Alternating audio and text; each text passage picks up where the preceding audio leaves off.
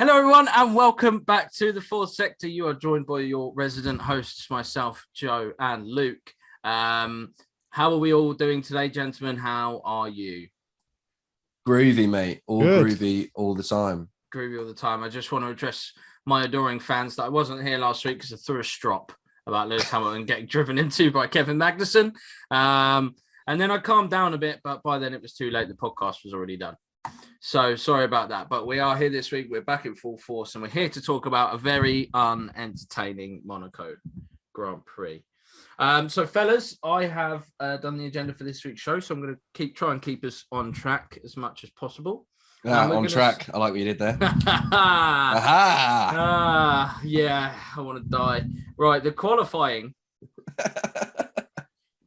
Just a quick thing about qualifying was obviously. Perez hit the wall. He did. Sainz hit Perez. He did. Verstappen then nearly hit Sainz. Yep. Then someone nearly hit Verstappen. Yep. And then if you go back, literally just round a bend and a half, Alonso's in a wall. For no reason at all. For no reason at all. Hey, it happens. It happens to the best of us. But I mean, everyone slides. Is it turn 8 when they're going into the tunnel? Yeah, I think everyone slides there. I mean, especially in the wet. Everyone slides there. I understood why Perez slid. But it was a weird one because the first when you originally saw him spin off, you kind of saw was it Leclerc come around the corner, and you just saw Perez, and it was just like I was second guessing. I was like, is that just my mind playing tricks, or did he just kind of go back? Yeah, he kind of just like half disappeared from view, and it was like I'm pretty sure he's in the wall, and then it went and he was in the wall and Sainz was in him. And then and then Max Verstappen said on the radio, "Typical fucking Monaco, set your lap and then just crash and you'll get the position." Obviously, very frustrated, but I don't think he meant it about his teammate, did he? He obviously, he's obviously just very frustrated. I think it was a bit of a rash thing to say when he can literally see the other Red Bull in a wall. He had the best seat in the house for it. So I thought it might have been a bit, something that if you're really that frustrated, you wait until you're back in the garage to say. But interestingly, Max even more so. What was that?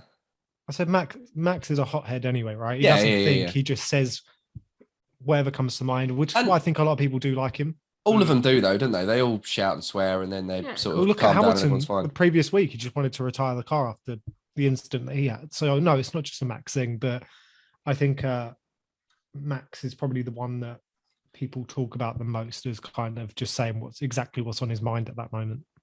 I did want to say that I don't know how everyone else was doing. I know Max was a little bit up, but Leclerc was 0.4 up on his pole lap. Yeah.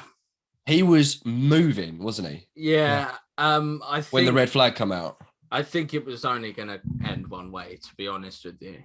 The lap record, which on race day they tell you, and it was Lewis Hamilton in 2020 or 2021, which was I think it was last year actually. It was a 1 minute 12.5, but obviously the lap record's taken in from the race, not from qualifying, isn't it? Because I know that Leclerc's pole lap original one was 1:11.3, and he was going 0.4 faster. So shows just not how good the cars are this year and just how good he's driving. To be you know what? I think Verstappen has the racing lap record from last year. It was Verstappen or Hamilton. I know Hamilton. And then Hamilton might have the qualifying lap. Maybe something like that. But I thought it was interesting that last year's cars did a 1:12-ish, and Leclerc was probably in the 1:10s, almost on his way to a 1 minute 10. Yeah. So I just wanted to have a little discussion about qualifying before we, of course, go on to the race. And not for the first time this year or in Formula One, a lot of the stuff that we have to talk about doesn't actually involve the race. It involves, of course, the whole procedure before the race, whether it's before or after. So the race didn't start. Ourselves included, and the commentary team and everyone were very bemused as to why it didn't start. Do you know why it didn't start? So there was when the storm came over, so they were delaying the start because I think at the time everyone had slicks and they weren't ready to go onto full wets. I think half of everyone was trying to get inters out, and then after another 5 minutes, it was full wets. But then with that storm that came through, there was actually a power failure. So quite a lot of the instrumentation, including the start lights, wouldn't have actually worked. So that was some of it. And then after that all cooled down, which I don't know how long that took, they then wanted to give the teams a little bit of extra time to get the right wheels on the cars and bits like that. But yeah, it was just carnage, wasn't it? It really was. And it was just, I think it was just frustrating as well, because it certainly felt like to me that they were trying to let the rain blow over. And then that felt like, for me personally, that's destroying the whole integrity of the race. Well, it also meant that we didn't have a full-length race. We didn't have a full-length race. Because we waited for so long. And then it was raining when it started as well. And we didn't get a standing start all day. We had a red flag, of course, gave us a chance to get one. In my opinion, there should have been one. In a lot of pundits' opinions, there should have been a standing start after that red flag. Well, you know what the thing is as well? Monaco, if there's ever going to be a time to overtake, it's probably going to be at the start. But that's exactly it. We were you don't have the standing start. Yeah, it's the best 10 seconds of Monaco. You say that, and everyone knew that, but Pierre Gasly did not care. He was the only one that didn't, really. Fair play to him. He only made like 3 or 4 moves, but 3 or 4 moves in Monaco is worth 10 at another track. You know what I mean? Every overtake on track, Gasly? Yeah, I'm 98% sure of that. It's kind of crazy. Wow, I mean, trying to dig the memory bank here, but I can't think of many others, if any. I could think of funnily enough, if anyone out there that does actually watch this and can comment on this or something, I swear Latifi made an overtake. He did. I've got them all. There was 12, so it's actually a lot higher than we thought. Well, yeah. There were 12. Latifi got one, right? Yeah, so we got Gasly on Zhou for P13, Gasly on Ricciardo for P12, Vettel on Zhou for P14. It was not Zhou's day, was it? No. Gasly on Magnussen for P11, Vettel on Ricciardo for P13, Stroll on Tsunoda for P16, Schumacher on Latifi for P19. Good job. Albon on Zhou for P16, Vettel on Gasly for P9, Vettel on Ocon for P10, Russell on Norris for P5, and Latifi on Zhou for P16. It is. Vettel actually did quite a few. Vettel and Gasly were doing a lot of the overtakes, and George Russell obviously on Lando Norris, which was probably at the end of the day, most important one. Oh, you can't even blame the coverage on that one, because that is all at the back. That is all, without being too harsh, really insignificant moves. And the only way it would bear any significance for me is if there was an incident, because then that would cause something at the front. But unfortunately, there is just, these streets aren't made for overtaking for Formula One anymore. No. Unfortunately. And it was something we wanted to sort of speak about before we go into the race a bit more. I think we'll do it before rather than after, was that Monaco is embezzled in history. It is one of the most historic Formula One tracks, just not only for its location, for the foundation that it's set for further street tracks and other places. The Las Vegas street track is going to happen next year because Monaco is a thing. The marina that was put into Miami is there because of Monaco. It's got a huge place in Formula One, but as a consumer right now, the minute all the build up is amazing. It is every year, and you see all these celebrities, and then the race starts, and that's the worst bit, and that's not what it's meant to be about as a consumer. And you can say it only from a consumer's perspective if you want, but Formula One don't like it either, because it's up for one more season, I believe. Am I right? Is it supposed to? No, I thought it was the season.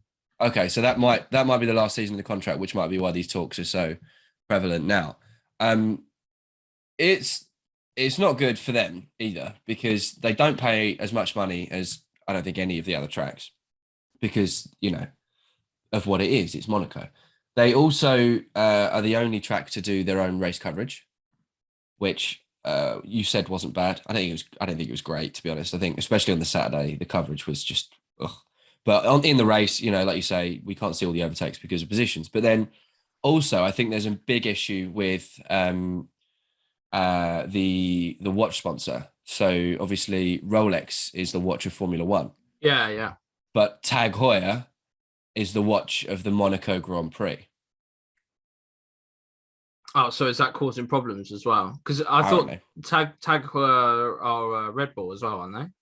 Mm-hmm. They're on the Red Bull. They're on the shirts. But it's a bit different, isn't it? That's a team sponsor. That's not competition. It's like a footballer that wears a Nike football shirt for his team, but he's got an Adidas boot still.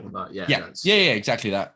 So obviously the drivers for Red Bull wear the Tag Heuer, but then the drivers from McLaren wear the Richard Mille. It's that kind of stuff, I think. But yeah, the main timekeeper and the main watch of Formula One is Rolex, where Monaco say, sod off, we're going to use Tag Heuer. So there's a lot of friction on it. It's just I understand, and I really do appreciate the race, and it's had some incredible moments and obviously hosted some iconic drives. But unfortunately, in the modern, environment of Formula One, it is just becoming harder and harder for them they can't fit in they barely fit in the pit lane. I saw Ted's notebook after Barcelona, and he was walking through the grid, and obviously he goes past the motorhomes, and he was saying, that's not coming because that don't fit. That's not coming because that doesn't fit. And they and I know, I guess that kind of adds to the amazing, wow, this is on the streets, but it's just, unfortunately, it looks more dangerous than anything, because if you want to throw one up the inside, you're both going into the fucking marina, and you're going to be having a boat race. The cars are too big for it, and that's basically what it boils down to. Because if some of these other issues were occurring, but we could still get racing, we wouldn't really care as much, would we? But no, it compounds, doesn't it? And I think again, it's like, if there was even if there was just one effective DRS zone, if there was a way they could, get, through Rascasse, and then there's just a longer straight.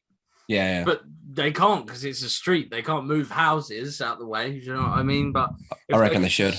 Yeah, if they could just find, and there's no DRS through the tunnel, which in a way, again, I get, because it's all through a curve. All through a curve, and that would probably cause some massive accidents. Do you remember Schumacher crashed in the tunnel once? Massive crash. Yeah. Crazy. He hit he went into the right hand side? I think he clipped the wall as he was going through. And then he swung over. Yeah, it's quite a violent crash. Watch it if you haven't. The only thing is, though, and I don't know, I think because it is just such an iconic track, that's the only reason I think of why they would not get rid of it. Not because the fans would want it to continue. I think it's potentially just the history of it. That is exactly it, yeah. We got to think about the money, though. Shame. We got to think about the money now, and we've got to be realistic about what's actually going to happen, because I think the money is going to be everything. If they can say that, we'll pay X amount more, then it'll probably stay on the calendar. Yeah, but they'll also get tracks that will pay more than that. That's the other thing. Yeah, but there's a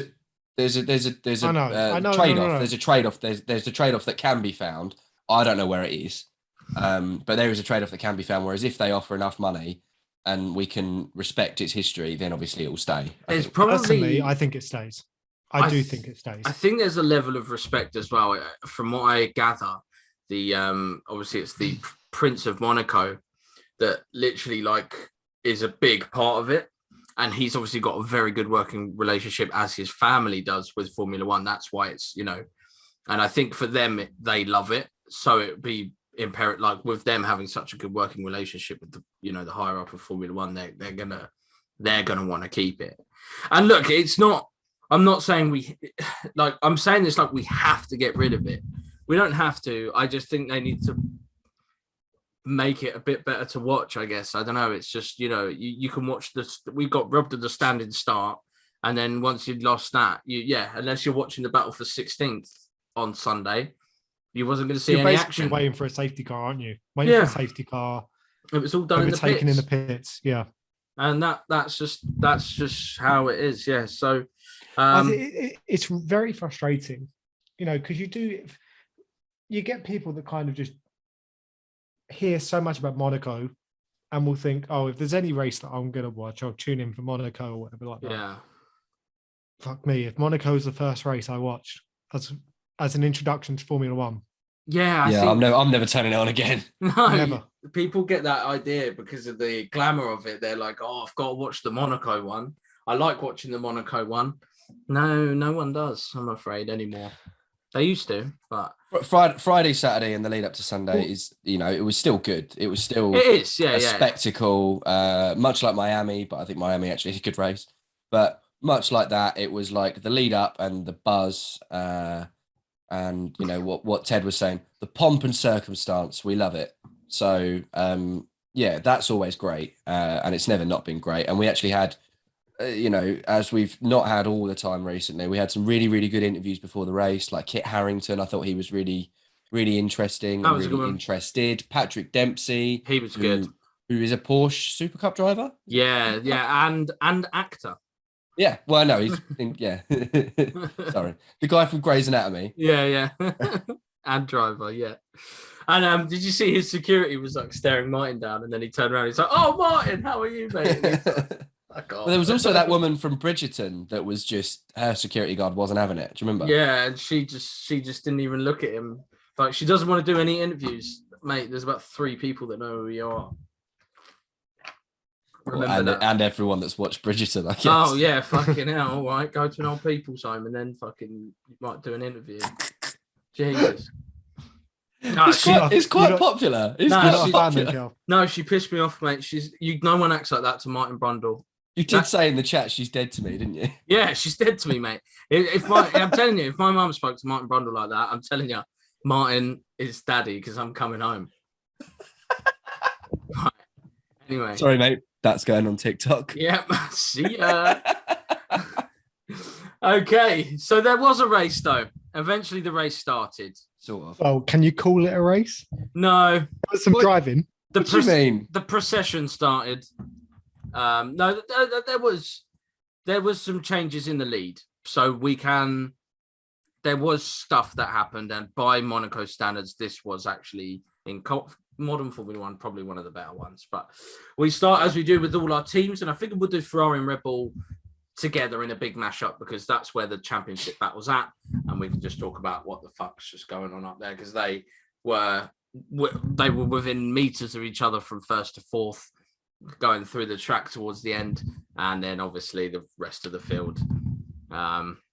So Charles should be very much leading the Drivers' Championship, is what I'll say. Yes, he should. Yeah, he's obviously put on a great performance in Barcelona, and his car let him down, obviously, which is unfortunate. And then here we are 1 week later bemoaning a very poor strategy call from Ferrari. And I don't think Sainz gets P2 if he doesn't make his own call. Yeah, he said, I'm not coming in. He said, I'm not coming in. And I said yesterday when we were watching it, I said in the chat, we don't need inters. Everyone needs to wait it out and go onto the slicks when they can. And the people that waited it out did better off it. The one thing I will say, we've seen it for a couple of years now, even before Binotto came in and kind of tried to reshape how Ferrari did things, at least from a strategic standpoint. Their choices have been bad. Yeah, they've thrown a couple of races like really nice leases. Yeah, well. I mean, yeah, but the thing is, this has not kind of been over like 1 or 2 seasons. This has been an ongoing issue, arguably for like 4 or 5 years, where they just make stupid mistakes. It's like they can't deal with pressure. It's like as soon as they get ahead or in a position where, they have an opportunity to take some really good points, they're almost prone to not necessarily always making mistake, but it's in their locker. Yeah, and I thought, because when we come into the season, if you cast your minds back to Bahrain, the first race, Ferrari had a couple of safety cars thrown at them. They had a few attacks from Max on Leclerc, and they dealt with it brilliantly. And they sat on most of the safety cars as well, didn't they? Yeah, and they just kept track position and made it work. And I really thought, wow, Ferrari have got it together this year. And fast forward to race number 6 of the season, and you're thinking, wow, Ferrari need to fucking buck their ideas. But I think it's very easy to not be under pressure when your car is going as well as it was at the beginning of the season as well. Yeah. Ferrari was the fastest car in Monaco, but it's not by much. Whereas on, at the beginning of the season, it was by a lot, wasn't it? So that's kind of where I think they might have been hiding some possibly bad strategy calls. I don't know how much we can say that, to be honest. Go on. Because half the time Red Bull didn't finish. They were always winning when Red Bull retired, though. Yeah, Max wasn't leading a race when he DNF'd in the first. No, but I don't know if they were like substantially quicker. They were quicker, but I still think Red Bull.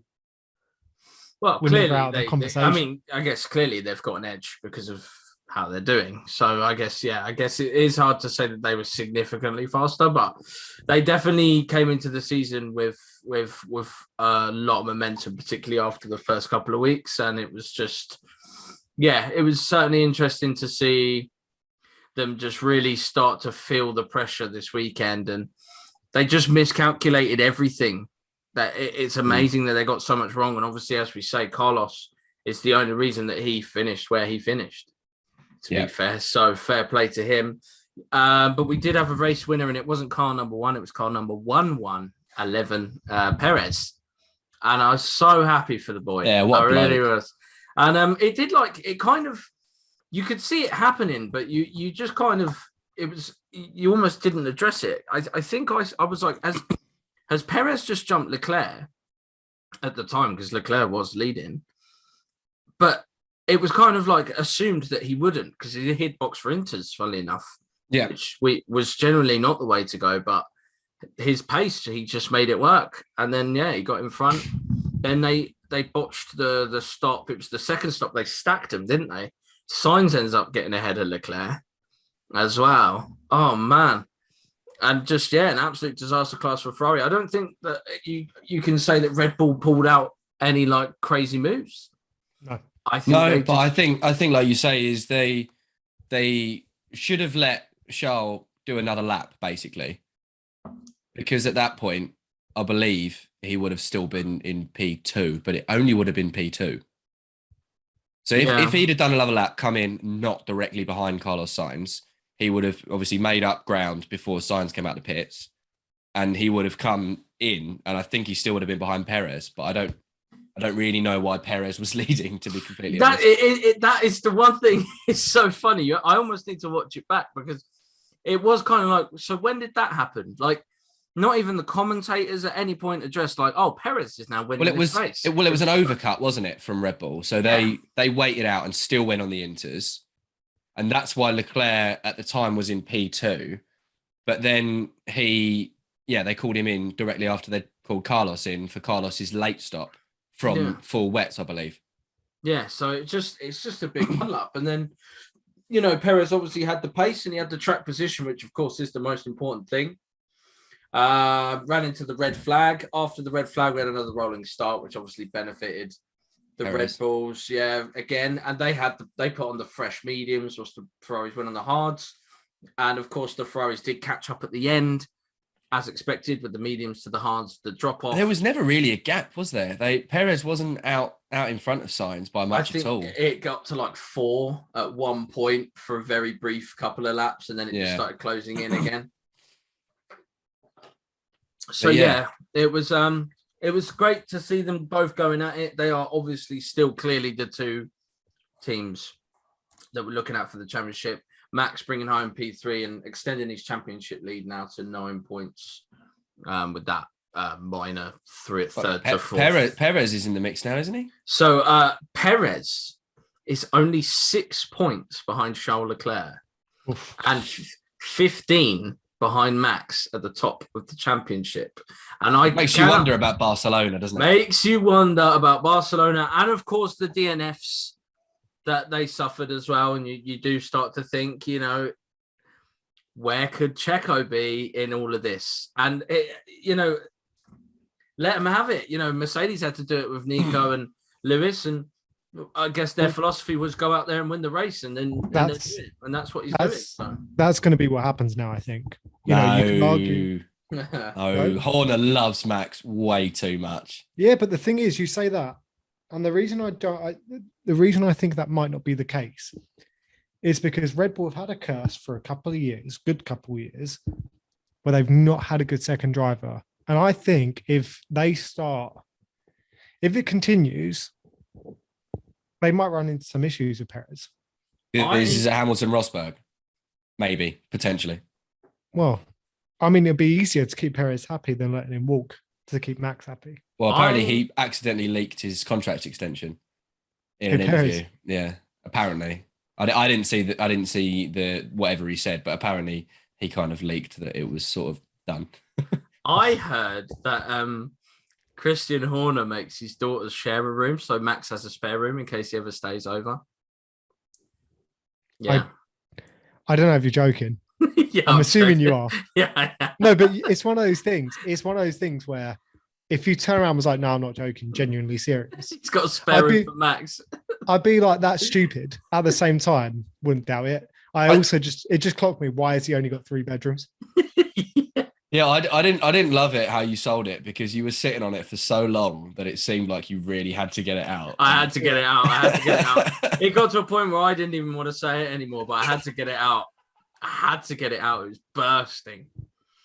I kept thinking about it, and I was thinking about a Max Verstappen bedroom, and it's just got loads of pictures of Max. It's just like, you can get the but that's Christian's bedroom. Oh yeah, sorry. You can get the kids single beds where it's like in the shape of a racing car. It's just that with the Red Bull paint over it. Yeah, number 1 on the front. And then in the other bedroom, his daughters are sharing one bed. It's just a mattress on the floor. It's just a With 4 locks on the door. Oh yeah. There's a bucket of water in the corner in case they get thirsty. I think we need to get off this now. Yeah. But yeah, so Red Bull win. Ferrari deserved the win in pace. Red Bull again has secured the win through just having a bit more know-how on how to deal with these situations, and just seem to be just a bit more together overall. It's going to be really interesting to see how this progresses now. Joe, obviously you said if Charles wins Monaco, you think he's going to win the championship. And you said that it was a test. It was a test, I think. It was a big test. And I don't think he failed it. I think his team failed it.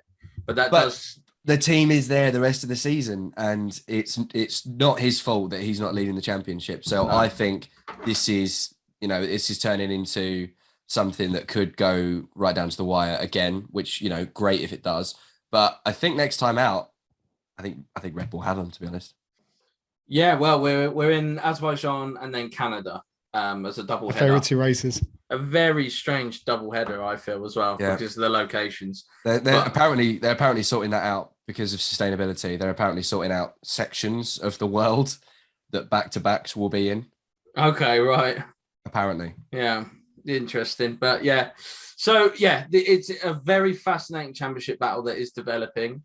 Carlos Sainz in all of this, who got a nice P2 at the end of the day, and obviously, as I say, give him his credit, he made some really good calls himself. He's actually 1 point behind George Russell in the championship, so he really needs to start scoring some more results. Obviously, he's had 4 podiums and Russell's only had 2.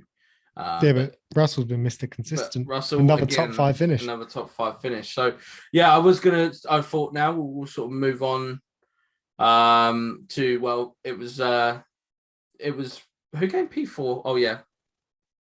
Leclerc, and then P5, George Russell.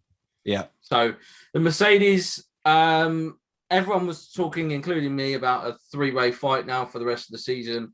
Again, their race pace was brilliant in Spain, and you really thought, okay, these lot can have it here. And there was so much talk, specifically, from the drivers and stuff. I remember seeing Lando Norris in an interview saying stuff about how he likes the Mercedes in the slow speed corners. So I didn't love it in the slow speed corners. I thought it was a bit of a boat. Well, this is the thing: is there was so much. I'd heard that phrase a lot, that the Mercedes were good in the slow speed. So based on that logic, I thought that they were going to have a really strong weekend here. And it turns out they had the stiffest car on the planet. The thing didn't like. And the one thing that we do know the Mercedes doesn't like is bumps. And Monaco is very bumpy. And that was something that got a massive complaint from both drivers through the weekend as well. So Merck back in no man's land a little bit. P5 is the best they could do yesterday. And then Lewis down in P8. He seems to be him and the Alpines, mate. He must hate the Alpine garage. El Plan. He must hate them. Whether he's Ocon, he had a clash with. I don't know if you saw. Ocon got a penalty for it. I mean, cast your mind back to Ocon tried to drive into him in Imola coming out of the pits. Cast your mind back to Hungary last year where Alonso drove in front of him the widest car of all time, so Ocon could win the race. Geezer must fucking cuss him out when I reckon Ocon absolutely loves having Alonso as a teammate as well. They seem to get on really well, don't they? Yeah. But Fernando did completely ruin half the grid. Well, more than half, 2/3 of the grid's race. In quali? No, in the race. In the race, he just held up everyone for a laugh. So Luke, around lap 35 or 40, he was 4 seconds a lap slower than everyone else. And he was in P7, I believe, at the time. P7, yeah. So it was Russell and Norris in P5 and P6. And then there was about a 40-second gap at one point, I think it was, to Alonso, who then had Hamilton and everyone else behind him. And Lewis was going, when are they going to catch us?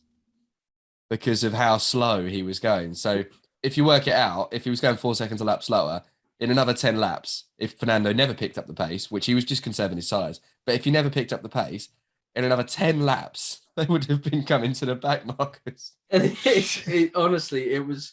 They said it's very rare in Monaco that you get empty bits of track. It's normally, all over the place. Yeah, obviously. Yeah. You literally had, if you had the graphic of the map, you had one set of cars here, one set of cars there, as Joe is about to demonstrate for you. And that was how the race sort of unfolded in 2 different races. So fun. I mean, I would say I picked a bad time to fall asleep, but I'm not sure that would have been worth it.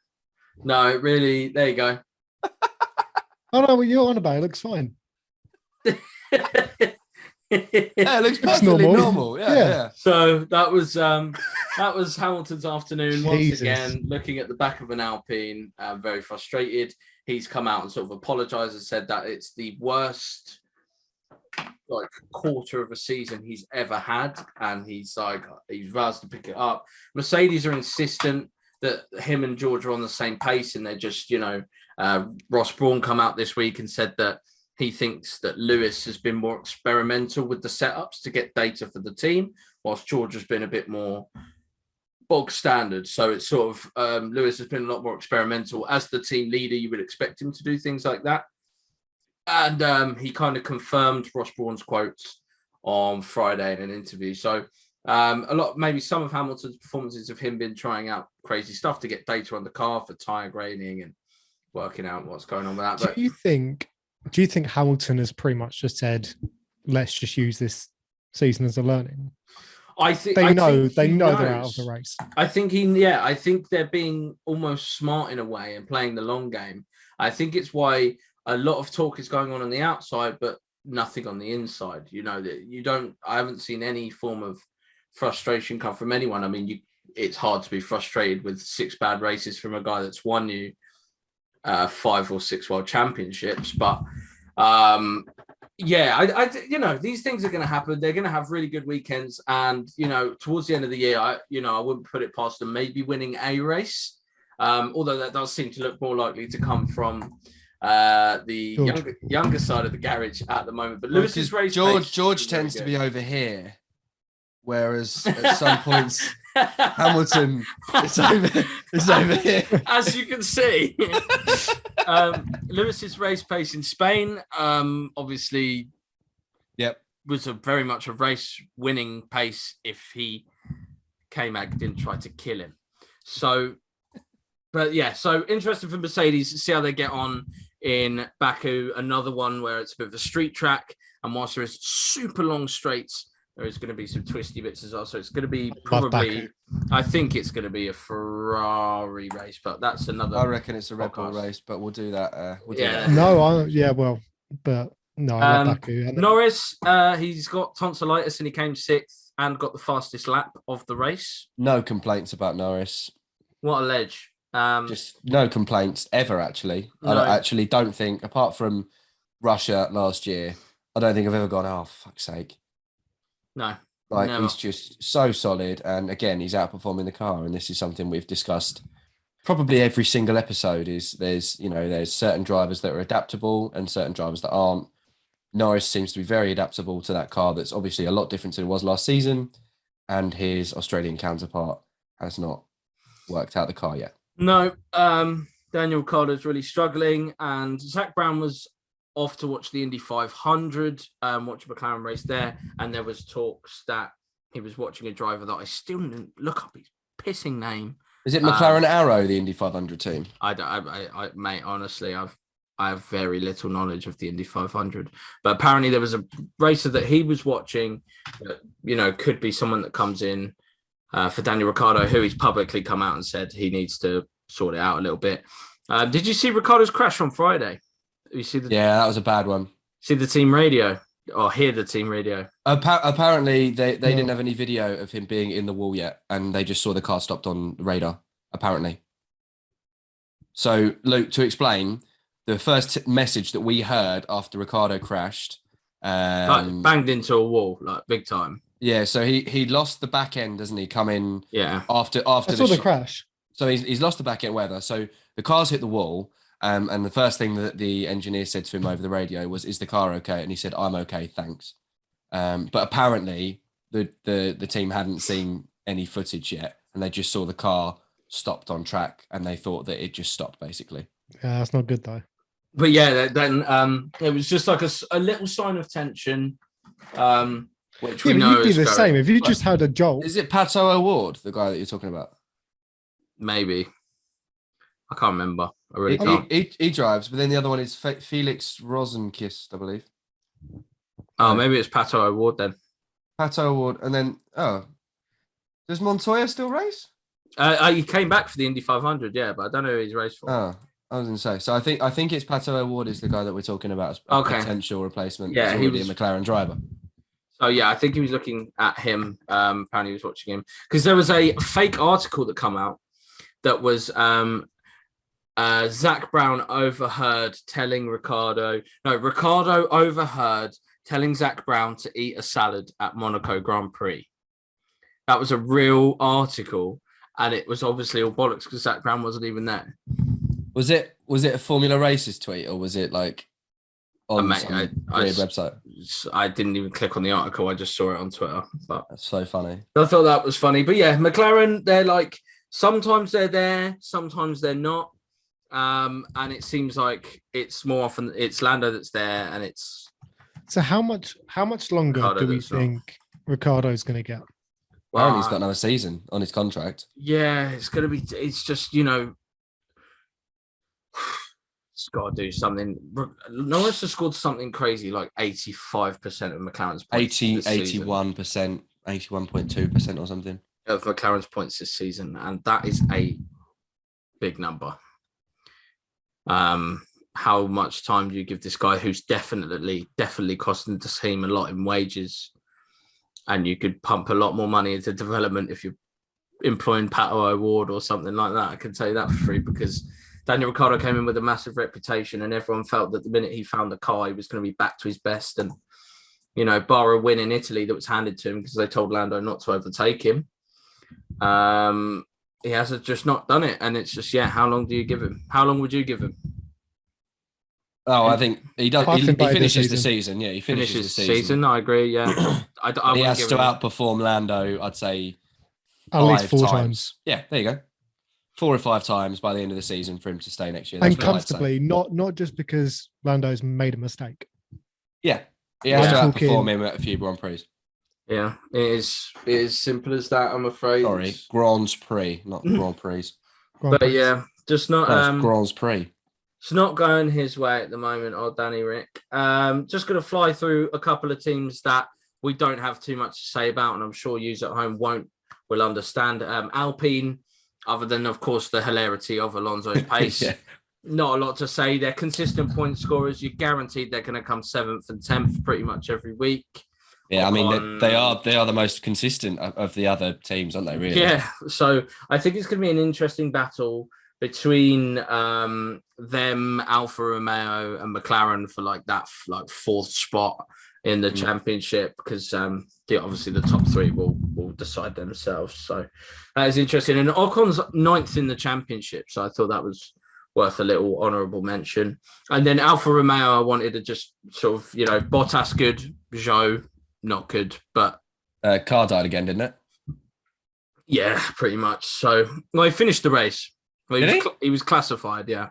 He didn't finish in Barcelona then, did he? No, I don't think so. I think he had mechanical issues, but he finished a lap down, and but he didn't finish stone last.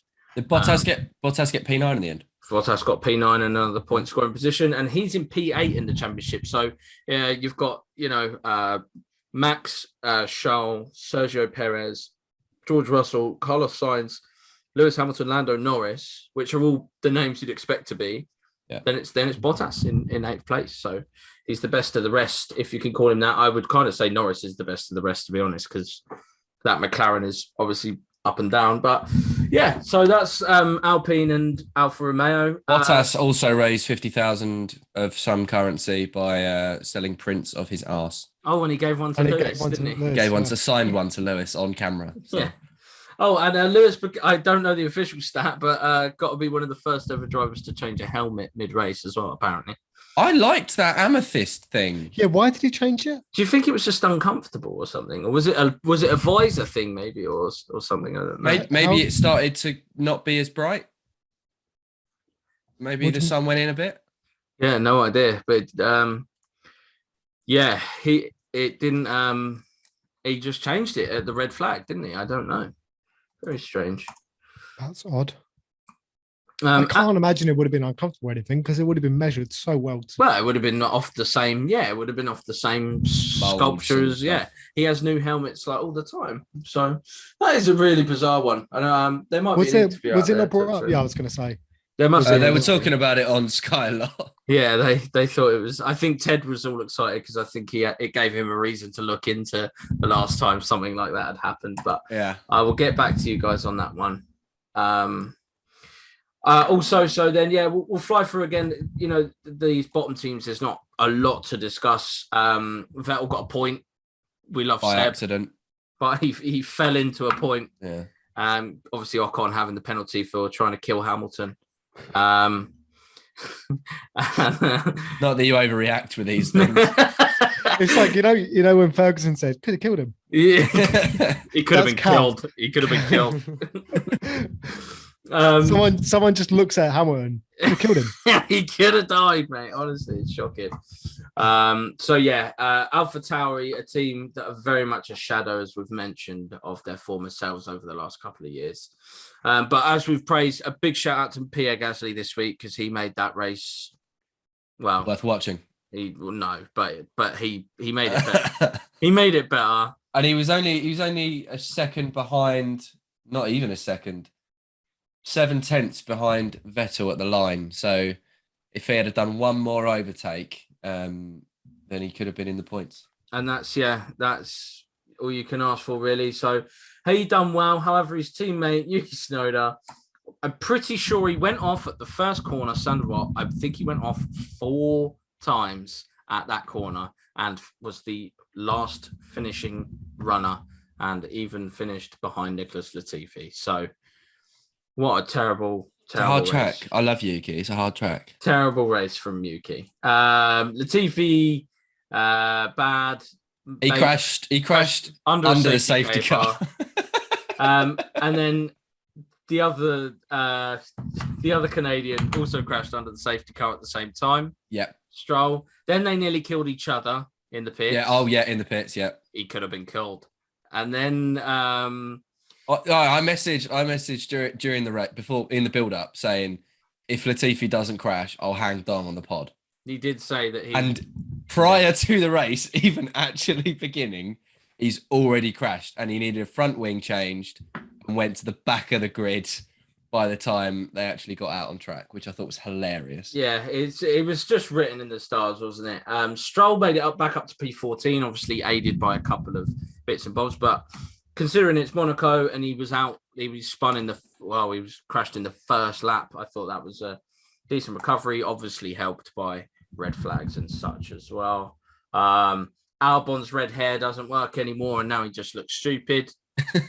So that's something he'll have to work on for the future. Maybe try blue, see what happens. You drive a blue car, mate. So maybe try that one, you idiot. Haas. Not that you're triggered at all, Cal, are you? I can't stand him.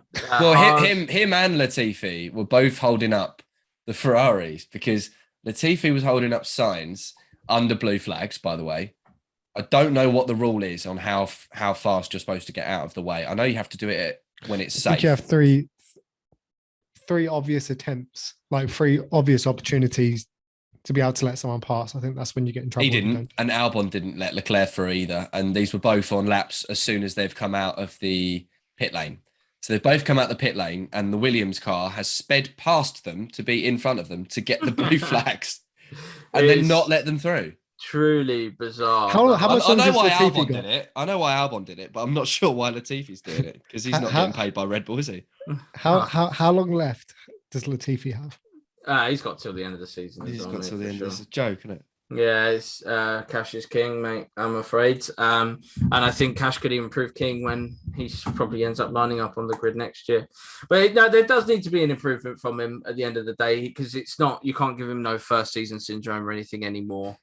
And at some point you have to just see, you know, you almost think if you drive that many races in this car that you would stumble into the points at some point, but it just Albon did on his first time out, didn't he? Yeah, or second or something. Yeah, Australia was the second race. Yeah.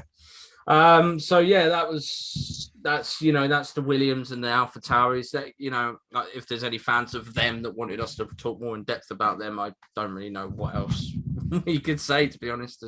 Sorry. Shout out Latifi for making an overtake on Guan Yu Zhou. It was actually a really good overtake, if I remember correctly. But the howler of the weekend does come from the team called Haas. Günther Steiner. If Netflix followed him for this weekend, they will need a very good editor, I feel. Just as Magnussen pulls in to retire, he's just got out the car and he's walking through the pit lane. And I think they were showing him on screen. They were showing him on shaking screen. His head. And then no, but literally they were showing him getting out of the car and not the racing action. And then Mick's crashed. And first thing, yeah. And Mick's car's in half, just completely cut in half. So it looked worse brutal. than it was. Yeah, it looked worse than it was, which is obviously good because they're supposed to split in half. But it's not good for the budget cap. Oh my god, they're going to really struggle now because the gearbox would be fucked off that, no? Everything, mate. The whole chassis. Yeah, that's a new car. That's $1 million. Yeah, the suspension, the chassis, the engine, the fuel tank, the gearbox. He slowed down a lot before he hit the barrier. It just must have hit a sweet spot. Maybe I don't know fully how these cars are constructed. So, but Horner's come out last week and said that there are about 7 teams that won't be able to take part in at least one Grand Prix because of the budget cap.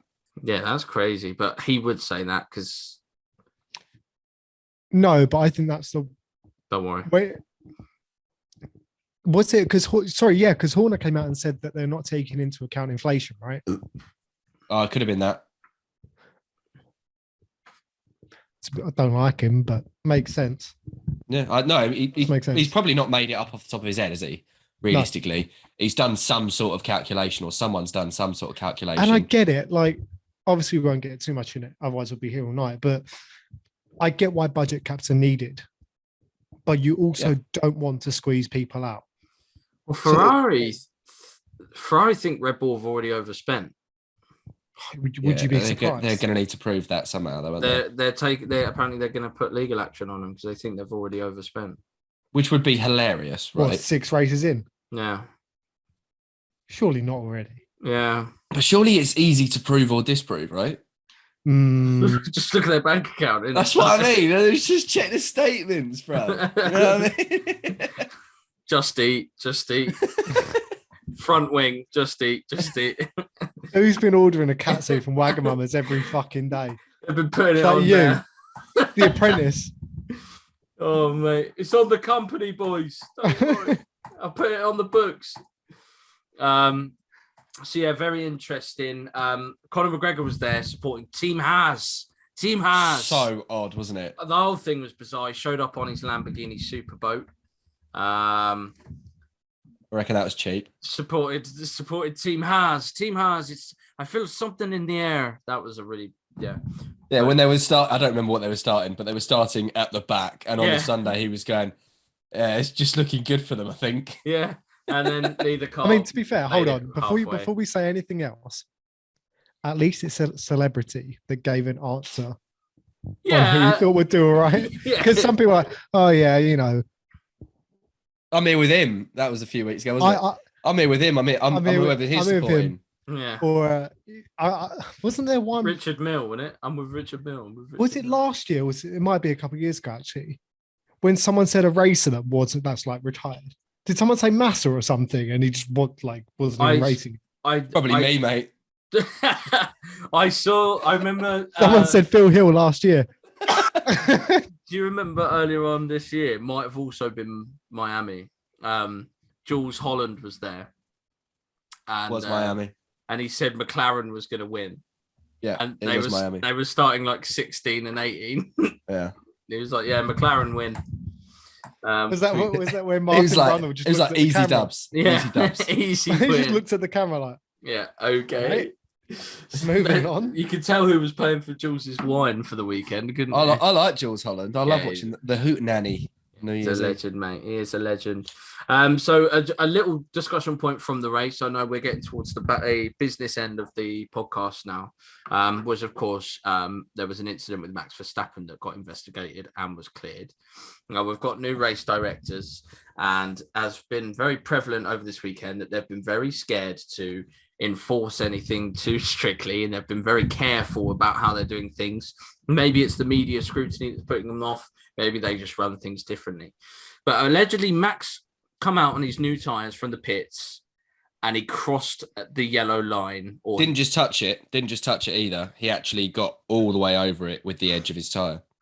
And by the rule book, officially on paper, that's a penalty. However, I will say, and you won't get this often, but with the conditions and how it was, you could see it was a twitch in the car. I think it would have been very harsh to penalise. Perez touched it as well, so it would have been complete double jeopardy if they actually enforced it on the top team and on two drivers to possibly take both of them off the podium. Well, one of them off the podium. Yeah, I think it was a decision that you couldn't make, especially as you say, the way it would have affected the race.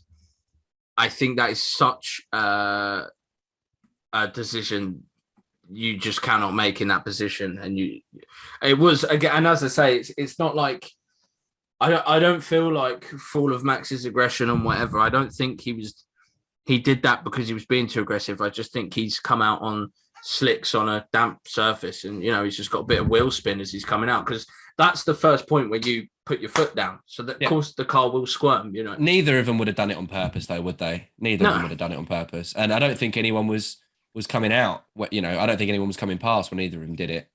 No, I think that obviously the Ferrari fans were hoping for it to happen, which I understand. If it was Lewis that had come P2 or P3, I'd be saying kick him off, mate, kick him off. But it didn't happen. But it was. I do reckon though, if it was only one of them, that it could have been enforced. That is weirdly true. Because I think if it was only Max that did it, then I think it could have been enforced. But the fact that Max and Perez both did it, Ferrari would have had pictures going, look, both of them on the line or over the line there. It is interesting though, because if it's now set a precedent, and this was something we spoke about before the season even started, is that they've got to be consistent. So now if something similar was to happen and they penalise it, this is going to be all hell's going to break loose. So all we can hope for is consistency, and that they're going to give that leniency towards other incidents as well of equal respect.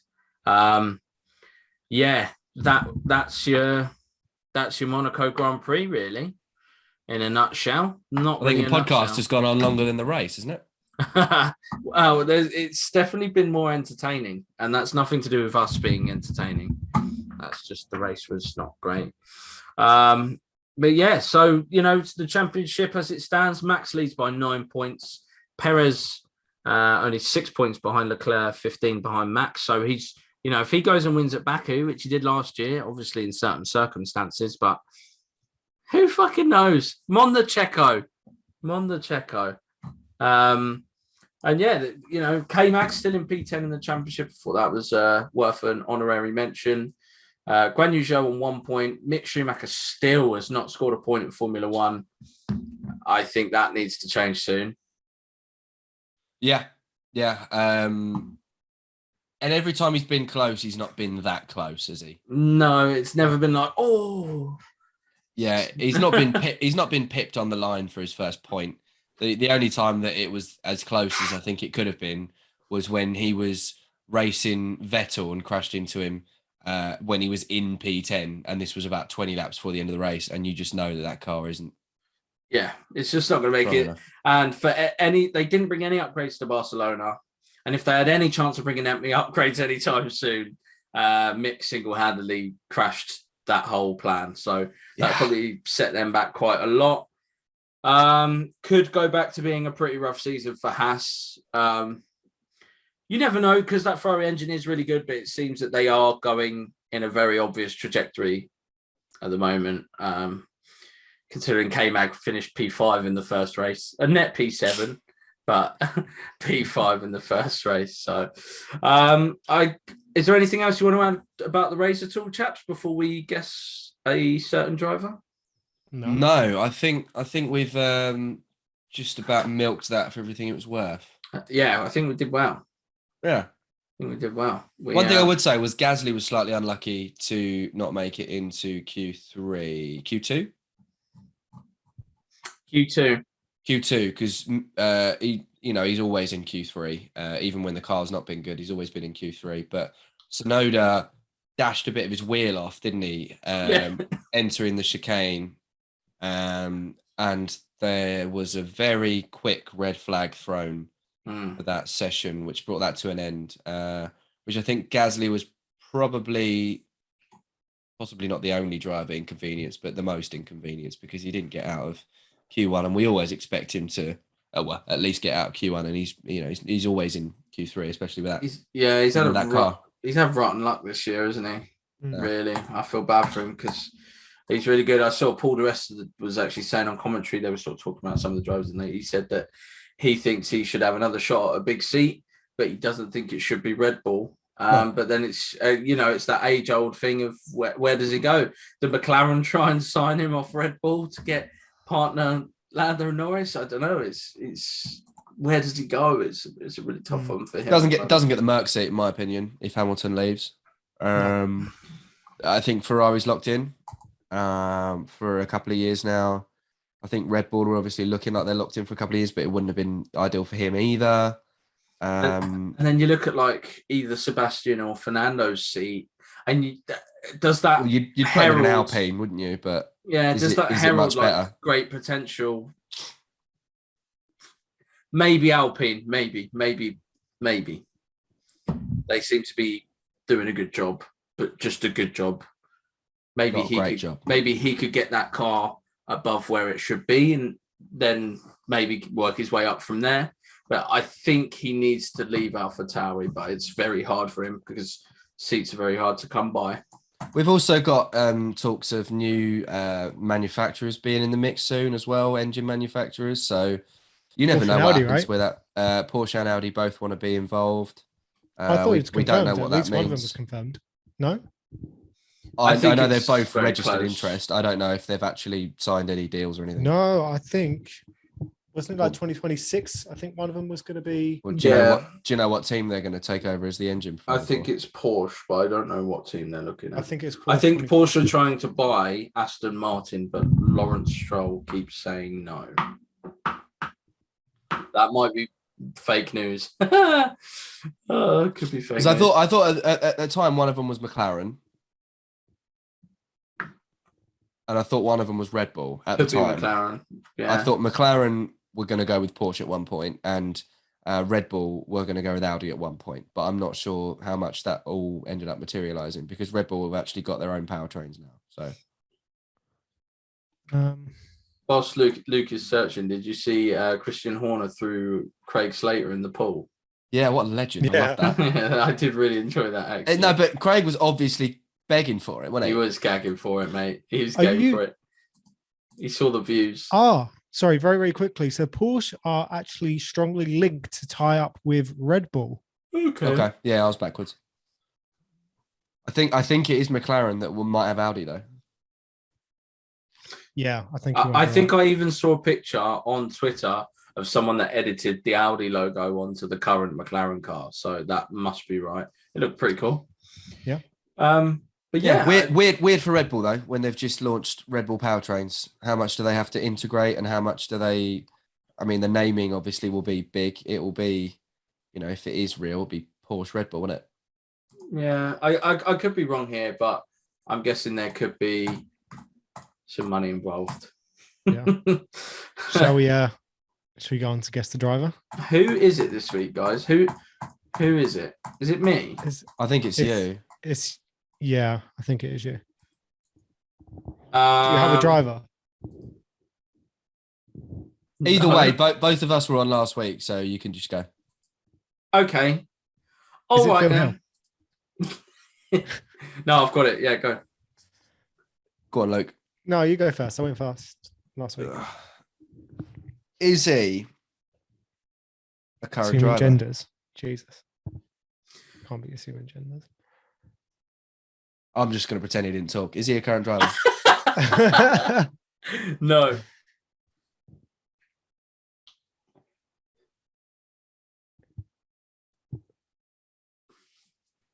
Is he over the age of 30? Let me check. Yeah, I will say with chest, yes, but I'll double check for you. I reckon so if he's not a current driver, to be fair. Well, yes. You say that, but over the age of 30. He's over the age of 30. That's my guess anyway. Has he scored a point in F1? Yes. Is he European? No. Ooh. Excuse me, everyone, for the yawns if you're watching. It's 11:15. I wouldn't mind. I don't think anyone watches.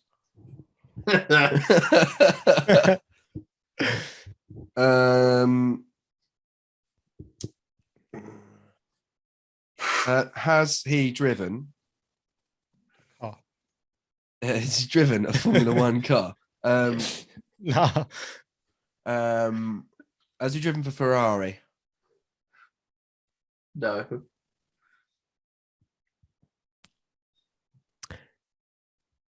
Did he drive for a team who's no longer a current, or is not a current team? He has driven for a team that no longer exists. Yes. I've got a weird hunch, and I don't know what to say. It's not your turn. I know, but after. I'm pretty sure. Yes. He's driven for a team that is no longer a team in F1. So I have to guess now because Luke's got to guess. No, you don't have to guess. You got I do. I'm going to have to guess. Okay. I'm going to mug myself off here. It's not Phil Hill. Is it Mark Webber? No. Did mug myself off and all. Is it Montoya? No. Is he a world champion? No. Also, who did Mark Webber drive for that's not a current team? Jaguar. Well, I assumed he probably drove for a team that wasn't Red Bull before he drove for Red Bull. So. He drove for Jaguar, who became Red Bull, to be fair, but still.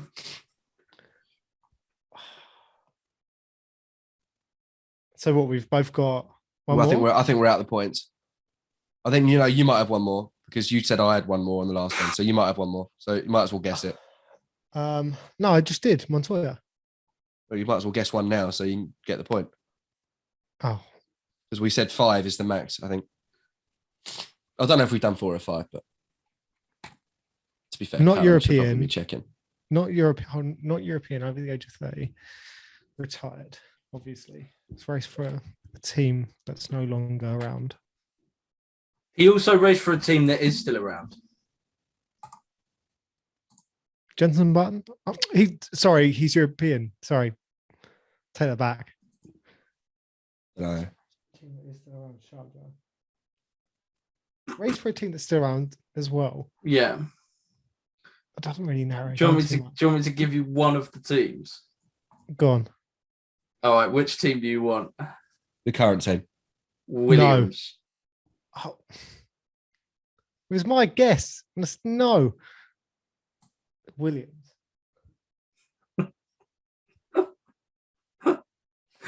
Oh, well, we did well in the first couple of weeks, didn't we? So it's about time we had one like this. Is it Phil Hill? No, it's not fucking Phil Hill.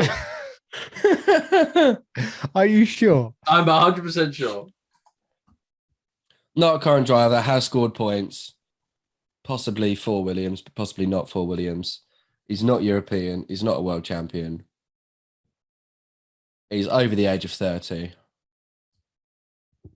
You're looking at us like this is glaringly obvious. No, it's not glaringly obvious based on what you've said there. Like, obviously, there's plenty of drivers that could probably match that description. I feel like you're going to say it. I'm going to be like, fuck's sake. Do you want the other team? No, not yet. Okay.